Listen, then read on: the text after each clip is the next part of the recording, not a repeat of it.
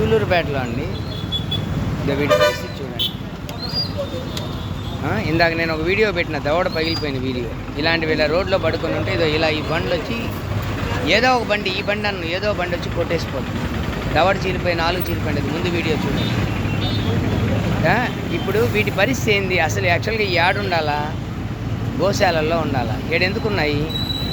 పోరంబోకు government, పోరంబోకు వీటిని సాకేవాళ్ళు కొనుక్కొని ఇలా వదిలేస్తే ఈ బయట నానా చెత్త తింటే, ఈ పెరిగితే వీటిని కబేలాగా పంపడం, లేదా వీటి ద్వారా పాలు పితుక్కోవడం. ఇది గర్భవతి, ఇది వచ్చి వదిలేసి ఉంటారు నాకు తెలిసి, లేదా దీని ద్వారా క్రాస్ బ్రీడ్ చేపిస్తుంటారు. ఈ బిడ్డ గర్భవతి, యాడుండాలి గర్భవతి? గర్భంతో ఉంది బిడ్డ, యాడుండాలి బిడ్డ? యాక్చువల్గా ఇదో ఈ బిడ్డగా పిల్లలుగా ఉన్నాయి, యాడున్నాయి? చిన్న బిడ్డలు, దిక్కులేని బిడ్డలు గోశాలలో ఉండాల, యాడున్నాయి? ఇదో ఈ స్థితి చూడండి. నీళ్లు లేవు, ఏమి లేవు. ఎవరో మిగిలిపోయిన అన్నం పెట్ట ఎండిపోయిన ఆకుల్లో తింటుంది. ఏంది దౌర్భాగ్యము? ఈ ఎదవలు అనకూడదు కానీ పదాలు మంచి రావు. ఈ ఎదవలు పుట్టిన వాళ్ళు ఏమో రాయల్ లైఫ్ బతుకుతున్నారు పోరంబోక్ జనాభాకి. ఇవి బతికిచ్చాయి ఒకప్పుడు మనల్ని. వీటి బతికేంది?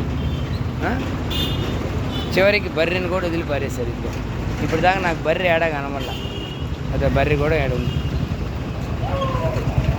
చివరికి ఈ బిడ్డలను కూడా వదిలేసి ఈ అటా తిరిగి వస్తే ఏమైనా పాలు ఇస్తుందో లేదో తెలియలా. ఇంత నీచమైన స్థితిలో ఉన్నారు, నీచమైన స్థితిలో పాలన ఉంది. ధర్మ సంస్థాపన పార్టీ పెట్టింది అందుకే. బాధ్యత లేకుండా ఎవడైనా ఆవును తీసుకున్నా కానీ వాడిని ఎత్తి 1 సంవత్సరం 2 సంవత్సరాలు జైల్లో వేసి జీవితంలో వాడు ఆవును సాకూడదు. వీటితో తక్కువగా చేసిన పర్మిషన్ తీసుకొని సీసీ కెమెరాలు పెట్టాలి. అవి ఎక్కడున్నాయా? వాటి అదుపాజ్ఞలో మాంసం తినని వాడు కంట్రోల్లో వీటి యొక్క పర్యవేక్షణ ఉంటుంది. ఇండియా మొత్తం కాదు, భూమి మీద మొత్తం చేయడానికి ప్రయత్నిస్తుంది. అందుకే అంతర్జాతీయ పార్టీ అని పెట్టా. కానీ దరిద్రం ఏంటంటే దుర్మార్గమైన జనము మంచి పనులకి డబ్బులు ఇవ్వదు, మంచి పనులకి సపోర్ట్ చేయదు. అదే అంటారు కదా, నీచ యోని నుంచి పుట్టిన వాళ్ళకి, నీచ వీర్యంతో పుట్టిన వాళ్ళకి నీచమైన లక్షణాలే వస్తాయి. వాళ్ళ మార్పు రాదు. ఇంకా అది పెంటతో ఏం చేసినా అది పెంట వస్తుంది తప్ప వేయం వస్తుంది.